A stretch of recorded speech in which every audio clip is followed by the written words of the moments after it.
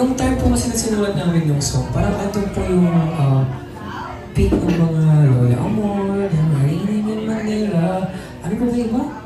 Ay, sila Maki, yung mga Hintangin na haw sa iyong sayaw. Kaya, ayun po yung time na parang lahat ng charts sa Spotify is parang puro mga tunog Pinoy talaga. So talagang very raw na band, OPM talaga yung tunog. And parang sabi namin, parang itry natin yung mga ganitong songs. Kasi especially right now, parang ito yung mga pinapakinggan natin. So, try natin yung ganitong tunog. Kaya, ayun.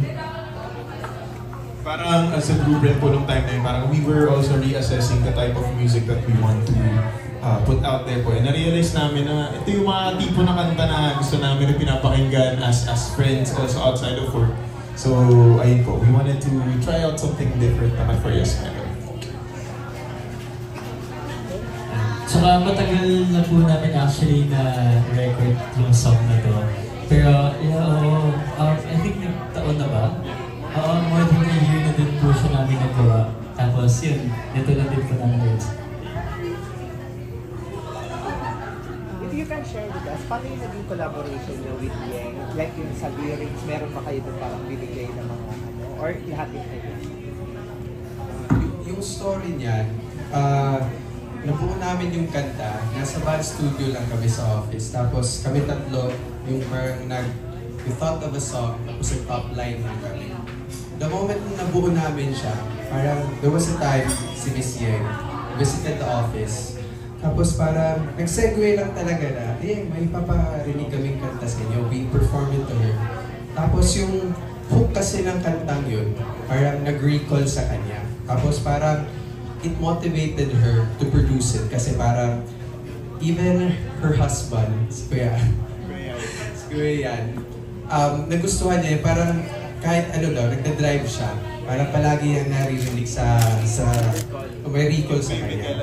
Tapos, tapos yun, parang sabi niya, sige, gawa na natin tong kantang to, parang ganyan. So parang, during that time, nag-wait lang kami sa signal na Yeng na parang, ano na, pa-areglo mo na to, ganito, ganyan. Tapos, the moment na she delivered the output sa amin, parang, we were so grateful na may piyesa agad kasi gustong-gusto niya tapos na-push yung song. Oo, so sobrang bilis. So after that, 2 weeks time. So after that, nag-record kami with her. She very hands-on sa amin sa recording studio. So yung voice, I think we had a day to record it. Tapos yun po, nabuo na namin yung kanta. I wanna add, parang hindi ko pa na-share ito. I'm not sure if naalala nyo. After kasi awing nung marinig ni Ate yung song, tumakbo siya sa akin sa office. Tapos sinabi niya na parang, ang lakas talaga ng recall ng song, tara na, record na tayo. Sabi niya sa akin, tawagin mo yung boys. Punta kami sa kabilang office sa 2:04, 2:02. And then we prayed for like 10 minutes or more than 10 minutes, diba? Di ba, tagal natin nag-pray mo, tapos parang some of us parang umiiyak na dahil sa prayer ni Ate Yeng. Kaya we really love Ate Yeng talaga. Ayan po. How easy for you na gawin yung song? Since meron ba kayong parang coffee date experience? Kaya siya parang ang bilis or very motivated kayong gawin yung song? Actually, Brian is, so yung time na nagsasongwrite po kami, Brian was heavily influenced po by K-drama. K-drama stan talaga si Brian. Hindi nyo makikita si Brian na kumakain or matutulog na walang K-drama pinapanood.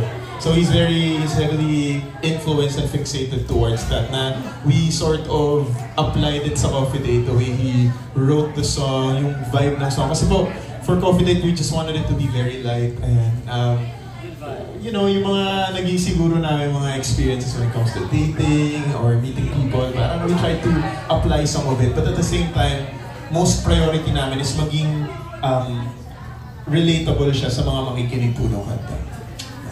Share, ano yung mga coffee date experience? Coffee date experience. Wait, alin ba? Ano po? Well, ako personally, I really love to go sa mga coffee shops, and if given the chance, lagi talagang yun yung first date idea ko because I like to converse also, and usually coffee shops are medyo tahimik, diba? So makakapag-usap talaga. So, ayun.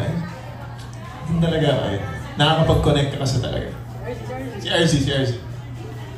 Sa akin naman, matcha date po. Ganun po siya. Kasi nagpapalpitate po. Nagpapalpitate pala siya. Kahit pala bawal sa coffee. Ako naman sure coffee date maliban sa mga cafes. Like sa dagat, habang nagsasunset, the Kia Sunrise, yun, yung pinagalingan namin, Mountain Resort, mga ganang vibe naman. Kasi, for me kasi parang paano ba? Isa sa mga love language ko din kasi is yung act of service. So, if ginagawan kita ng coffee, it means, I love you, Kasi every morning ginagawa niya ako ng Lux Coffee dun sa resort. Thank you, plug mo pala ako. Love you, Cap. Ayun, yun yung isa sa mga gusto ko lang i-share when it comes to coffee date naman. Ako sa totoo lang, lumaki talaga ako sa milk tea shops ba? Hindi pa naman yung uso yung coffee shop before. Sa time ko talaga, wala akong na-date sa coffee shop. Yan yung totoo.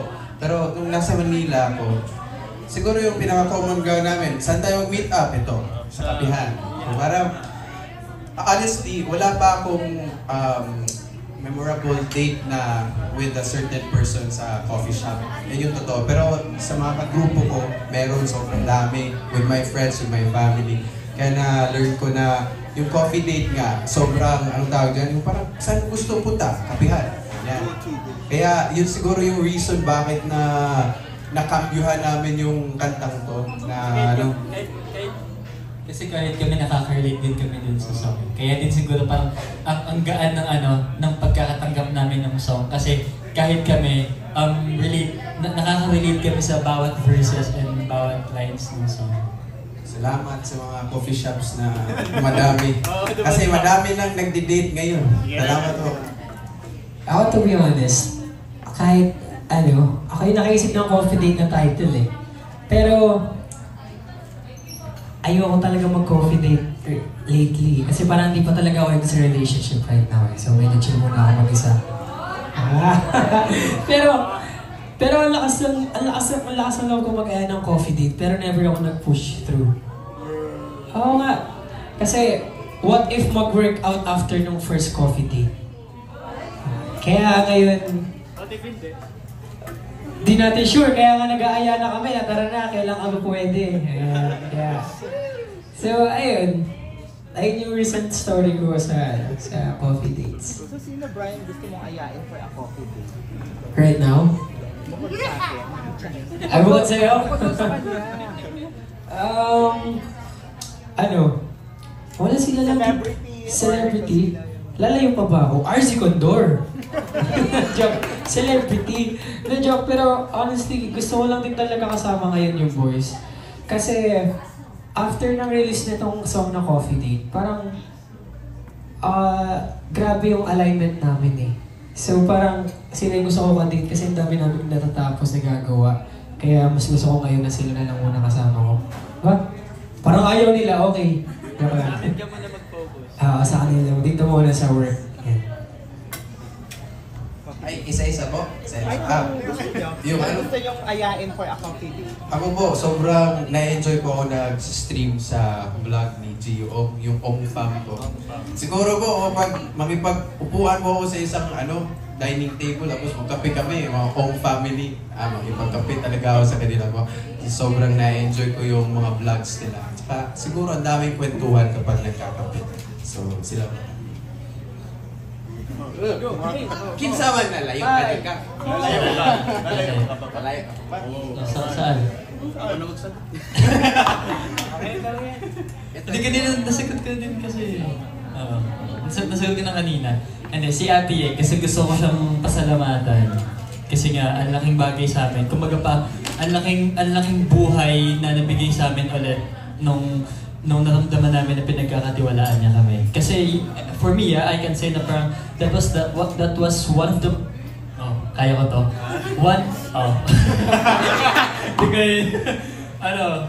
Tatagalogin ko na nga lang. Isa yun sa mga lowest point namin as a group, like personally din, Kasi, alam mo yun, syempre, ang dami nangyayari, so ang dami nang iniisip, so affected din kami na group ganyan. Pero andun si Ate Yeng para para gisingin kami, para bigyan kami ng words, motivation, ganyan. And nakita din namin, sobrang bilis kasi talaga ng process eh. Kaya I think kasi yun sa nagbigay sa amin sa ng buhay na hindi, face lang to, hindi to maglalast, normal lang to na nangyayari to sa lahat, mapa-group, solo, and I think, yun, for me, utang na loob din namin kay Ate Yeng, yung time na yun na binigyan na kami ng tiwala, kaya gusto namin ibalik sa kanya yung pagmamahal na binibigay na sa amin. Ganun. Sana bigyan namin ng sana napahappy namin si Ate Yeng, and I think, happy naman si Ate Yeng.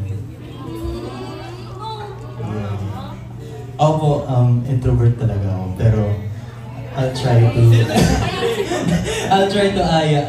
wave to her. Kasi I'll be meeting them later. Ako po, kung si Jeff, mahilig po siya sa OMFAM. Shoutout Mami Oni. Mami Oni, sana po makipagkape kayo kasama nyo. Dito po kayo sa gitna. Pa-edit na lang po kayo Mami Oni dito sa gitna.